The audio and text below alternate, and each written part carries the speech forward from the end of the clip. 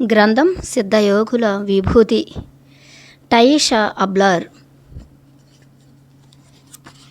ఈ గ్రంథం తెలుగులోకి అనువాదం చేసిన వారు యశోధర. సిద్ధయోగుల విభూతి ఒక మహిళ అంతర్యానం.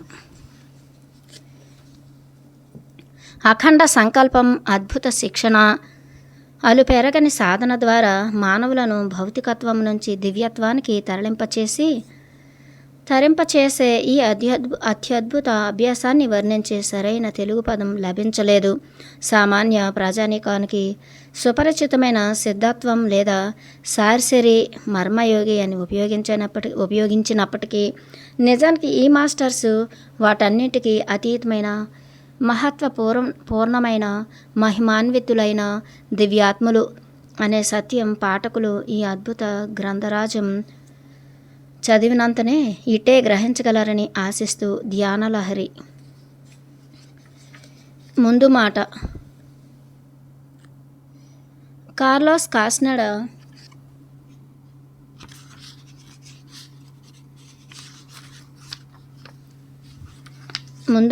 కార్లోస్ కాస్నెడా మెక్సికోలో డాన్ యువాన్ మేథ్యూస్ మార్గదర్శకత్వంలోని సిద్ధయోగుల దగ్గర ఉద్దేశపూర్వకంగా సమగ్రంగా శిక్షణ పొందిన ఓ ముగ్గురు మహిళల సమూహంలో టయిషా అబ్లార్ ఒకరు. నేను ఆయన దగ్గర పొందిన స్వీయ శిక్షణ గురించి ఎంతో విశదీకరించి వ్రాసానే గాని ఈ టయిషా అబ్లార్ వాళ్ళ ప్రత్యేక సమూహం గురించి ఏనాడు వెల్లడించలేదు. డాన్ యువాన్ ఆధ్వర్యంలో ఇస్తున్న శిక్షణను బయట ప్రస్తావించకూడదనే అప్రకటిత ఒప్పందం మా అందరి మధ్య ఉంటూ ఉండేది. దీనికి మేము 20 వసంతాలకు పైగా కట్టుబడే ఉన్నాము. మేమంతా అక్కడే నివసిస్తూ మా కార్యకలాపాలను కొనసాగిస్తూ సన్నిహితంగా జీవించినప్పటికీ మా వ్యక్తిగత అనుభవాలను మాత్రం ఏనాడు ఒకరితో ఒకరు పంచుకుని ఎరుగము. నిజానికి డాన్ యువాన్ లేదా సిద్ధయోగులు మాలో ప్రతి ఒక్కరికి ఎంత చేశారో, మమ్మల్ని అందరినీ ఏ విధంగా తీర్చిదిద్దారో చెప్పుకోవటానికి కానీ లేదా కనీసం మా అభిప్రాయాలను పంచుకోవటానికి కూడా మాకు ఎప్పుడూ అవకాశం రాలేదు. అయితే ఆ పరిస్థితి డాన్ యువాన్ ఉనికిపై ఆధారపడింది కాదు. ఆయన, వారి సిద్ధయోగుల బృందం ఈ ప్రపంచాన్ని వదిలి వెళ్ళినా మేము దానికి కట్టుబడే ఉంటాము. ఎందుకంటే మా గత ఒప్పందాలను పునః సమీక్షించుకుని మా శక్తిని వృధా చేసుకోవాలనే ఆకాంక్ష మాలో లేదు. డాన్ యువాన్ ఎంతో శ్రమించి బోధించిన విద్యను మాకు దొరికిన సమయం, శక్తిని ఉపయోగించి నిర్ధారించుకునే ప్రయత్నం చేసేవాళ్ళం. ఆయన మాకు నేరుగా విశ్వశక్తిని పొందగలిగే చక్కటి కార్యసాధక ప్రయత్నంగా సార్సరీని బోధించారు. ఈ వినూత్న శైలిలో శక్తిని గ్రహించడానికి మా సాధారణ గ్రహణ సామర్థ్యానికి మించి విముక్తి అవసరం అనేవారు. మా స్వీయ విముక్తి కోసం ప్రత్యక్షంగా శక్తిని గ్రహించడాన్ని మేమంతా సవాలుగా స్వీకరించాము. సామాజికీకరణలో భాగంగా మన సాధారణ అవగాహనకు ఏర్పరచుకున్న పరిమితులు క్రమంగా అలవాట్లుగా మారి రాను రాను అవే అలవాట్లు కట్టుబాట్లుగా మారిపోయాయని సిద్ధయోగులు అభిప్రాయపడేవారు. సామాజిక పరిణామ క్రమంలో మన సాధారణ కార్యాచరణ ఓవైపు అంధవిశ్వాసాలు, మరోవైపు విశ్వసనీయ వర్గాల కట్టుబాటు సూత్రాలతో పనిచేస్తూ ఉన్నప్పటికీ ఈ రెండింటిలో ఏదీనో నేరుగా శక్తిని పొందే అవకాశాన్ని మాత్రం కల్పించటం లేదు. ఉదాహరణకు డాన్ యువాన్ మానవుల్ని గొప్ప దీర్ఘ చతురస్రాకారపు శక్తి క్షేత్రాలుగా, శ్వేతవర్ణంలో ప్రకాశించే అండాలుగా, విశ్వమయ ప్రాణశక్తిని గ్రహించగల సమర్థులం అని పేర్కొంటుండేవారు. మన అతీంద్రియ జ్ఞానాన్ని పెంచే ఈ అద్భుత యోగా విన్యాసాన్ని సాధన చేయాలి అంటే మొదట మనకు చక్కని అంతఃశక్తి సామర్థ్యాలు అవసరం. ఈ విధంగా సిద్ధయోగ విద్యార్థులకు తమ అంతఃశక్తిని అందుబాటులోకి తెచ్చుకుని దానిని తమకు అనువుగా ఉపయోగించుకోవటం అనేది కీలకంగా మారింది. టైషాతో పోల్చినప్పుడు నేను పొందిన శిక్షణ వైవిధ్యమైనదైనా ఆమె కూడా నాలాగే పొందిన శిక్షణను తాను వ్రాయటానికి అనుకూలమైన పరిస్థితులు ఈ స్థల కాలాల్లో కల్పించబడటం ఆనందదాయకం. అభ్యసించిన సిద్ధయోగ విద్యను గురించి వ్రాయటానికి ముందు తాను వాటిని ప్రయోగించి నిరూపించి వ్రాయటం వల్ల టైషాకు కాస్త ఎక్కువ కాలమే పట్టింది. డాన్ యువాన్ స్వయంగా నాకు మర్మ జ్ఞానాన్ని గ్రంథస్థం చేసే బృహత్ కార్యాన్ని అప్పగించినప్పుడు ఒకటే స్పష్టం చేశారు: ఒక రచయితల వ్రాయకు, ఒక సిద్ధయోగిలా వ్రాయి అని.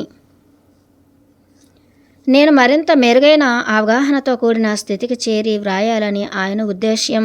ఈ స్థితినే మా సమూహాల్లో స్వప్నించి ఈ స్థితినే మా సమూహాల్లో స్వప్నించి అంటుంటాం. టైషా మాంత్రిక మర్మాలను ఛేదించి వాటిని తన స్వప్నాలుగా సాకారం చేసుకుని వ్రాయటం జరిగింది. డాన్ యువాన్ తమ సమూహాల్లోని సిద్ధయోగుల యొక్క ప్రాథమిక స్వభావాన్ని బట్టి వారిని డ్రీమర్స్, స్టాకర్స్గా విభజించేవారు. డ్రీమర్స్ తమ కలలను నియంత్రించడం ద్వారా వారి స్వభావ సిద్ధంగా ఉన్న సౌకర్యంతో మెరుగైన అవగాహన స్థాయిలకు, ఉన్నత జాగృత స్థితులకు చేరగలవారు. వీరిని మరింత సమర్థులుగా తీర్చిదిద్దే ప్రావీణ్యతే డ్రీమింగ్. స్టాకర్స్ తమ స్వీయ ప్రవర్తనను నియంత్రించడం ద్వారా దేన్నైనా నిర్వహించగలగడం లేదా సవరించడం ద్వారా స్వతహాగా సత్యంతో వ్యవహరించడానికి మెరుగైన అవగాహన స్థాయిలకు, ఉన్నత జాగృత స్థితులకు చేరగలవారు స్టాకర్స్. సిద్ధయోగ సాధన ద్వారా ఆ సహజ సామర్థ్యమే ఈ స్టాకింగ్ కళగా రూపాంతరం చెందుతుంది. డాన్ యువాన్ సమూహంలో ప్రతి ఒక్కరికి ఈ రెండు కళల పరిపూర్ణ అవగాహన ఉన్నా కూడా ప్రతివారు ఈ రెండు కళల్లో ఒక్క విభాగానికే చెందుతారు. టైషా అబ్లర్ చక్కటి స్టాకర్గా శిక్షణ పొందింది. ఈ అద్భుత గ్రంథం ఆమె యొక్క బ్రహ్మాండమైన సాధనకు నిదర్శనం. కార్లోస్ కాస్నెడా.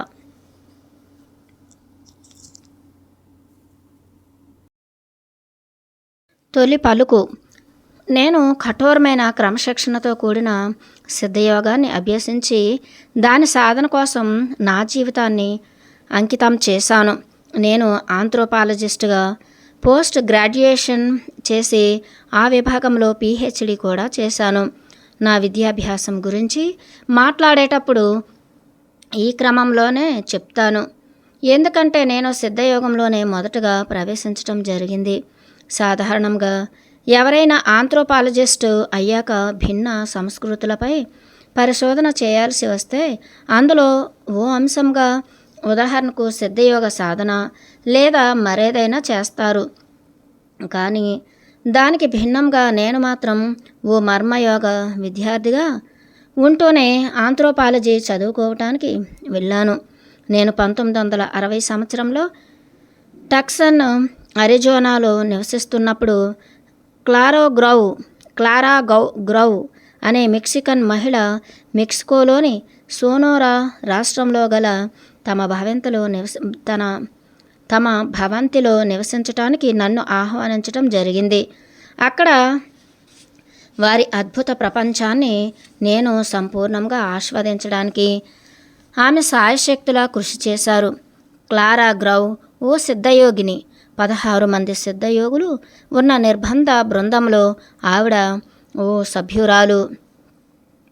వారిలో కొందరు యాకీ ఇండియన్స్, మిగతావారు భిన్న మూలాల నుంచి, విభిన్న నేపథ్యాల నుంచి వచ్చిన చిన్న పెద్ద ఆడ మగ అయినప్పటికీ ఎక్కువగా మాత్రం మహిళలే.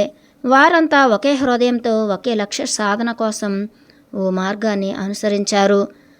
అదేమిటంటే అజ్ఞానం మరి పక్షపాతం చేత మనల్ని బంధించి హద్దులు విధించి మనకు కనీస అవగాహన, ఆత్మజ్ఞానం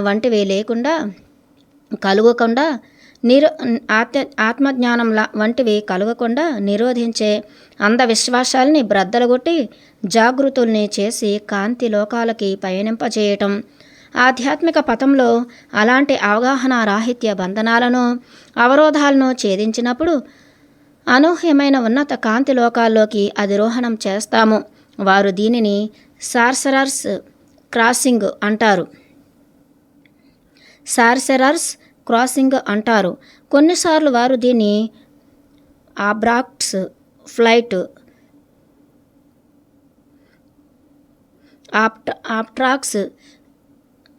ఆబ్ట్రాక్ట్ ఫ్లైట్ అని కూడా అంటుంటారు. ఎందుకంటే ఇది మనల్ని భౌతికత్వం నుంచి అనంతమైన అవగాహనతో కూడిన అపరిమితమైన ఆది భౌతికత్వం వైపుకు తరలిస్తుంది.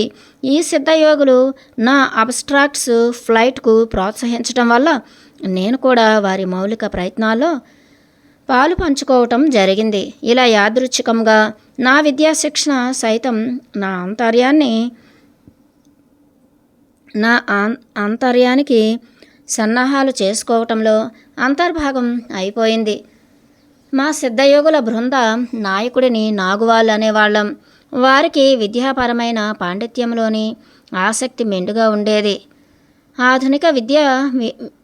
ఆధునిక విశ్వవిద్యాలయాల్లో ఆయన సాధించిన సునిశ్చిత ప్రావీణ్యం వల్ల తన నేతృత్వంలోని వారందరిలోనూ అధిరోహణ సామర్థ్యాన్ని పెంపొందింప చేయడంలో దిట్ట. ఓ మహిళగా నాకు మరింత బాధ్యతగా వ్యవహరించడం ఆవశ్యకమైపోయింది. కార్యాచరణను ఊహించడానికి, మరి ప్రణాళికలు వేయడానికి సాధారణంగా మహిళలు తమ సమాజంలోని పురుష సభ్యులపై ఆధారపడుతుంటారు. నాకు శిక్షణ ఇచ్చి సిద్ధయోగుల సమూహానికి ఈ విషయంలో బలమైన అభిప్రాయాలు ఉండేవి. మహిళలు ఆత్మజ్ఞానాన్ని, విశ్లేషణ సామర్థ్యాన్ని చేసుకుని తమ పరిపూర్ణ మేధోభివృద్ధిని నిరూపించుకుంటే తమ చుట్టూ ఉన్న బాహ్య ప్రపంచాన్ని కూడా సులభంగా మరింత మెరుగ్గా అవగాహన చేసుకోగలరని వారు విశ్వసించేవారు. ఉత్తమ సిద్ధయోగులు మేధస్సుకు శిక్షణ ఇచ్చేవారు. స్వేచ్ఛగా అన్వేషించడానికి, ఉద్దేశపూర్వకంగా మనస్సును విశ్లేషణ మరి తర్కాలతో పదును పెట్టడం ద్వారా నేర్చుకుంటూ ఉండటం వల్ల ఏ ఆటంకాలు లేకుండా భిన్న వాస్తవాలు అవగాహనలోకి వచ్చేవి. ఇంకో మాటలో చెప్పాలి అంటే హేతుబద్ధమైన పార్శ్వం సాంప్రదాయపు వృత్తి విద్యలలో తలమునకలవుతుంటే, మరోవైపు డబుల్గా సిద్ధయోగులు సంబోధించే శక్తివంతమైన ఆధ్యాత్మిక పార్శ్వం అద్భుత విన్యాసాలు చేయటంలో ఆరితేరిపోయింది. నా విద్యాభివృద్ధికి ప్రతిరూపంగా ఉన్నత అవగాహన, గ్రహణ సామర్థ్యం రెండూ కలిసి మేళవించి నా పరిపూర్ణత్వానికి దోహదం చేశాయి. ఒక వ్యవస్థలో ఏకీకృతంగా పనిచేయటం వల్ల వారు నన్ను సాధారణ ప్రపంచంలో జన్మ తీసుకుని మహిళల కాకుండా ఉన్నత జ్ఞాన అవకాశాలు ఉన్న ఓ నవ్యయుగపు ప్రపంచంలోకి తీసుకువెళ్ళటం జరిగింది. ఇంకా చెప్పాలి అంటే యోగ విద్య పట్ల గల నా నిబద్ధత మాత్రమే కాకుండా మరెన్నో అంశాలు నా విజయానికి బాసటగా నిలిచాయి. ఈ ప్రపంచంలో దైనందిన జీవితపు పోకడలు బలమైనవి మరి నిరంతరమైనవి కావటం వల్ల ఎంతో శ్రద్ధతో కూడిన శిక్షణలో కూడా అభ్యాసకులు అప్పుడప్పుడు అత్యంత నికృష్టమైన తీవ్రవాదం, మూర్ఖత్వాలలో మునిగిపోయినట్లుగా ఉంటూ తాము నేర్చుకున్నది శూన్యమని భావిస్తుండేవారు. మా గురువులు నేను దీనికి మినహాయింపేమీ కాదని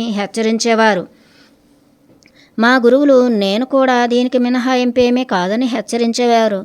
అదే కాక అనుక్షణం అలుపెరుగని పోరాటాలు మాత్రమే సహజమైన మార్పుకు అంగీకరించని మూర్ఖపు ఒత్తిడిని, వ్యతిరేకతను సమతుల్యపరుస్తాయనేవారు.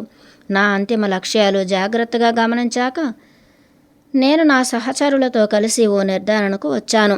అమాయకులైన ఆత్మజ్ఞాన సాధకులను నేను పొందిన శిక్షణను వర్ణించి సాధ్యమైనంత వివరంగా చెప్పి సాధారణ అవగాహనకు మించి అభివృద్ధి పరుచుకోవలసిన వారి శక్తి సామర్థ్యాలను నొక్కి చెప్పాలనే నిశ్చయానికి వచ్చాను.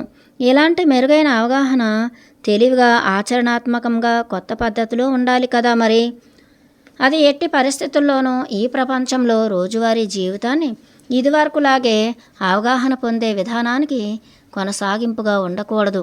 నేను ఇక్కడ పొందుపరిచిన సంఘటనలు ఒక స్టాకర్ యొక్క సిద్ధయోగ శిక్షణ ప్రారంభ దశలను వివరిస్తాయి. ఈ దశలో మన సహజ అలవాటైన ఆలోచన విధానాల, ప్రవర్తనల, భావనల ప్రక్షాళన ఉంటుంది. దీనినే క్యాపిట్యులేషన్ అంటారు. సాంప్రదాయ సిద్ధయోగులు బాధ్యతగా నేర్పే ఈ శిక్షణను ప్రతి సాధకులు చేయాల్సి ఉంటుంది. రీక్యాపిట్యులేషన్ పూర్తిగా గావించడానికి నాకు శ్వాస వ్యాయామాలతో కూడిన క్రమానుగత సిద్ధయోగ పద్ధతులు బోధించడం జరిగింది. నేను పొందిన బోధనల లక్ష్యం ఒక్కటే. అదేమిటంటే నా సాధారణ శక్తిని ప్రవహింపచేస్తూ దానిని మెరుగుపరచటం. ఈ ప్రక్రియ వల్ల సిద్ధ విద్య శిక్షణలో అద్భుత విన్యాసాలకు అవసరమైన శక్తి సామర్థ్యాలు వినియోగించుకోవటం జరుగుతుంది. ఈ శిక్షణ ఉద్దేశ్యం ఏమిటంటే రీక్యాపిట్యులేషన్ వల్ల ఎంత త్వరగా బలవంతపు నమూనాలతో కూడిన పాత అలవాట్లు, ఆలోచనలు, కోరికలు, భావనలు నశించిపోతే యోగా సాంప్రదాయాల్లో వస్తున్న క్రొత్త సహేతుకతలకు అవసరమైన శక్తిని తగిన మోతాదులో నిస్సందేహంగా సమీకరించుకోగలరు. మరి ఆ సహేతుకతలను శక్తివంతం చేయటం ద్వారా ఉన్నత తలాలకు సంబంధించిన జ్ఞానాన్ని నేరుగా పొందవచ్చు. టైషా అబ్లార్.